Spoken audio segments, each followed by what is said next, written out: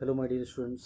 बहुत बहुत स्वागत है आपका आपके यूट्यूब चैनल पर। आज हम सीपीएम और पर्ल पढ़ने जा रहे हैं, जो कि बहुत इंपॉर्टेंट टॉपिक है। यहाँ पर आप देख सकते हैं। देखिए, कोई भी प्रोजेक्ट अगर हम करने जा रहे होते हैं तो हमें एक डेफिनेट है कि हमें एक आउटपुट निकालना होता है। जैसे किसी भी डैम को अगर बनाना है तो उसके लिए एक हमें पता होना चाहिए कि कॉस्ट क्या आएगी और टाइम कितना लगेगा उसमें। ठीक है, तो उसके रिगार्डिंग और भी बहुत सारी चीज़ें हैं, लेकिन मेन फैक्टर तो यही है। तो ये सारी चीज़ें, जैसे कि यहाँ लिखा हुआ है कि project is a temporary Endeavour involving a connected sequence of activities and a range of resources which is designed to achieve a specific and a unique outcome which operates within time, cost and quality constraints and which is often used to introduce a change। ठीक है, तो अब इसमें project management में क्या क्या point होते हैं, जैसे एक्सकेवेट होता है, फाउंडेशन होता है, रफ वॉल होगा, रूफ होगा, एक्सटीरियर प्लम्बिंग होगा, इंटीरियर प्लम्बिंग होगा। ये इन्होंने एक एग्जाम्पल भी दिया हुआ है किस तरह से जो है हम यहाँ पर इस प्रोजेक्ट को करेंगे, क्या क्या ज़रूरी चीज़ें होंगी हमारी। ठीक है, तो यहाँ पे स्टार्टअप से हम लोग चले और लास्ट में हमने फिनिश किया इन सारे पॉइंट्स को देखते हुए। ठीक है, तो कभी कभी ऐसे छोटे से छोटे क्वेश्चन आ जाते हैं किस तरह से आप प्रोजेक्ट को कंप्लीट करेंगे, तो इसमें से कुछ पॉइंट्स आप अपना लिख दीजिएगा। ठीक, और इसके बाद जैसे कि प्लानिंग क्या होती है, प्लानिंग, शेड्यूलिंग, कंट्रोलिंग, एक बार पढ़ लीजिए, सब आसान है। ठीक है ना भाई। जो भी चीज़ हम प्लान करते हैं कि हमारा प्रोजेक्ट किस तरह से कंप्लीट हो, पहले तो एक माइंड में हम जो एक रफ फिगर ड्रॉ करते हैं। ठीक है, फिर उसी हिसाब से हम शेड्यूल करते हैं। ज़रूरी नहीं कि जो हम शेड्यूल कर रहे हैं वो हमारे प्लानिंग के अकॉर्डिंग चल रहा हो। कुछ ना कुछ लैग आएंगे तो हम उन लैग्स पे काम करके उनको कंट्रोल करते हैं बाय कंट्रोलिंग। ठीक है, तो यही सब इसमें एक्सप्लेन है, एक बार देख लीजिए, आपको लिखना रहेगा। ठीक, और कुछ पॉइंट जैसे कि मर्ज इवेंट क्या होते हैं यहाँ पर, जैसे जो है इवेंट अगर यहाँ पे खत्म हो रहा है तो ये मर्ज इवेंट हो गया, यहाँ से बर्स्ट हो रहा है तो बर्स्ट इवेंट हो गया। The joint completion of more than one activity. ठीक है, तो कई एक्टिविटी जहाँ पर आके मिल जाए वहाँ क्या है, मर्ज इवेंट। और कहीं पर जब एक्टिविटी कहीं से स्टार्ट हो तो उनको क्या कहते हैं, बर्स्ट इवेंट। ठीक है ना, जैसे कि लिखा भी है, beginning of more than one activity. ठीक, तो इसी में जॉब है, एक्टिविटी है, टास्क है, कैसे इसको दिखाते हैं। जैसे कि एक उसमें टेल होगा, एक उसका हेड होगा। ठीक है ना, किसी भी इवेंट का। ठीक, तो उसमें प्रीडिसेसर होता है, सक्सेसर होता है। ठीक, तो ये सब इसमें बता दिया गया है, एक बार देख लीजिए आप बढ़िया से। ठीक, अच्छा, इसमें एक चीज़ थी लूपिंग। लूपिंग का मतलब होता है कि यहाँ पे जैसे वन से गए टू पे, टू से थ्री पे, थ्री से फिर वन पे आ गए, तो ये लूप चल रहा है। ठीक है, बार बार हम उसी को रिपीट कर रहे हैं। ठीक, लेकिन जैसे कि डेंचलिंग, डेंचलिंग में क्या है कि जो थ्री जो इवेंट है वो बिल्कुल अलग कट गया है इसमें। ठीक है ना, तो वन टू फोर जो है आगे सिस्टम में चल रहा है, यहाँ पे आउटपुट मिल रहा है, लेकिन थ्री बिल्कुल अलग थलग हो गया, तो ये डेंजलिंग में कहलाता है। ठीक है, इसको डेफिनेशन वाइज आप लिख देंगे। ठीक है, और रिड्यूडेंट जो होता है वो क्या है कि अगर मान लीजिए कोई एक्टिविटी हो रही है तो कहीं पर जो है, जैसे यहाँ पे थ्री हमारा अलग हो गया था, तो थ्री आगे का कहीं पे मिल जाए डमी एक्टिविटी के द्वारा। ठीक है, तो उसको बोलते हैं डमी। ठीक, जैसे यहाँ पे देखिए डमी बना रखा गया है कि वन से टू गए, टू से थ्री जो है ये डॉटेड लाइन है, ये डमी बना हुआ है, यहाँ पे ये टू से थ्री डमी बना हुआ है। ठीक है, तो ये सब थोड़ा थोड़ा सा नॉलेज होनी चाहिए। जैसे एक प्रॉब्लम है, छोटा सा प्रॉब्लम है, बहुत इंपॉर्टेंट भी है, कि इसमें आपको जो है इसका पूरा प्रोजेक्ट का जो है आपको फिगर आउट करना है। ठीक, तो देखिए ए के नीचे डैश बना है और डी के नीचे डैश बना है, यानी कि ए और डी के प्रेडिसेसर कोई नहीं है, इसके पीछे कोई नहीं है। बी का प्रेडिसेसर क्या है, ए है, यहाँ पे देखिए ए लिखा हुआ है। ठीक, तो आपने क्या कर दिया, उसी को बना दिया कि यहाँ पे बी के पहले जो है जो एक्टिविटी है वो ए दिखा दिया आपने। ठीक, ये ए दिखा दिया आपने। तो इसी तरह से अब इसी तरह से आप ये देख रहे हैं कि जैसे कि एफ एक्टिविटी है, तो एफ एक्टिविटी का जो प्री डिसेसर है वो क्या है, डी सी ई है। तो आप देख रहे होंगे कि यहाँ पर ई का प्रीडिसेसर डी है, तो ई का आपने डी दिखा दिया। ठीक है, और आप देख रहे हैं कि ये आसान है बहुत ज़्यादा। ठीक, तो यहाँ पर आप बढ़िया समझ रहे हैं कि जैसे ये ई हो गया, तो ई के पहले डी है। ठीक, तो डी इसका प्रोड्यूसर था तो वो हमने बना दिया है। ठीक, इसी तरह से एफ के पहले क्या क्या है, तो देखिए यहाँ पे हमको एक डमी लगाना पड़ रहा है, क्योंकि बी जो है, बी यहाँ कहीं पे नहीं दिख रहा है, तो बी को अगर जोड़ेंगे भी तो डमी से जोड़ना पड़ेगा।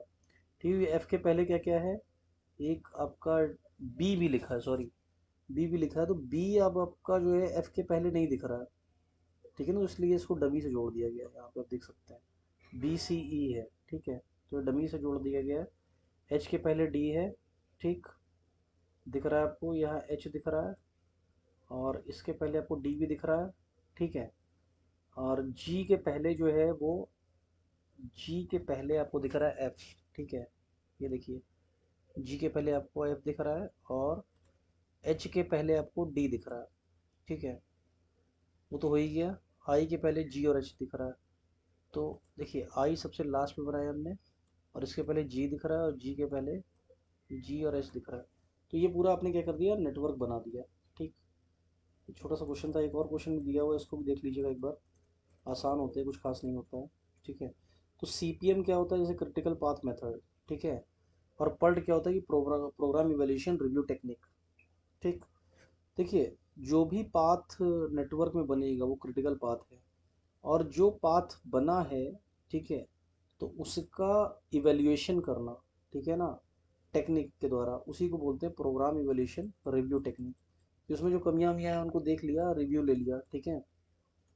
तो ये सारी चीज़ें जो है एक बार आप देख लीजिए, और हमें मेन जो है उसका प्रॉब्लम करना होता है, जैसे कि ये है कि प्रोजेक्ट दिया हुआ है और इसमें हमको जो है इसका हमको सीपीएम बनाना है, क्रिटिकल पाथ बनाना है, ठीक है।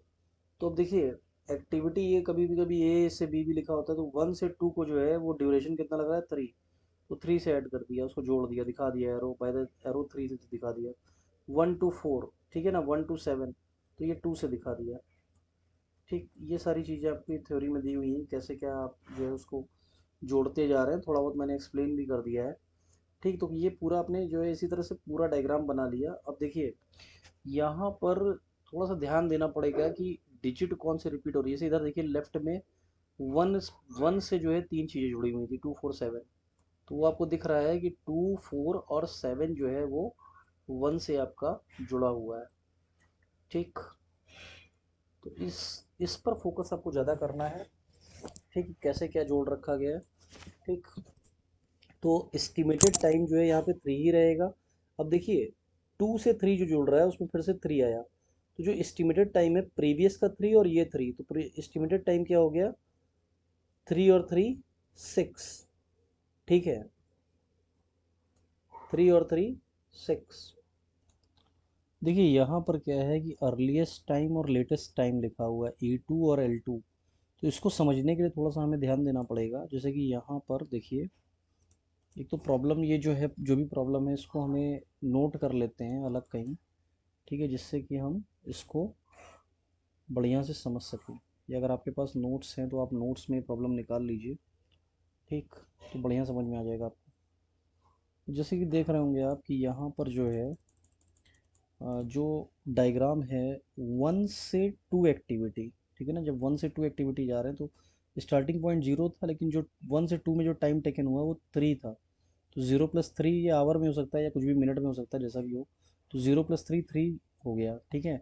जब E3 देख रहे हैं आप, ठीक है, तो E3 में क्या हो रहा है कि E3 में आपका जो E2 है, और जो E2 के बाद जो 3 तक पहुंचने में टाइम है, तो 3 + 3 6 हो जाएगा। तो देखिए इस तरह से आप करेंगे, आपका पूरा जो है ये टाइम एस्टिमेटेड निकल आएगा, ठीक।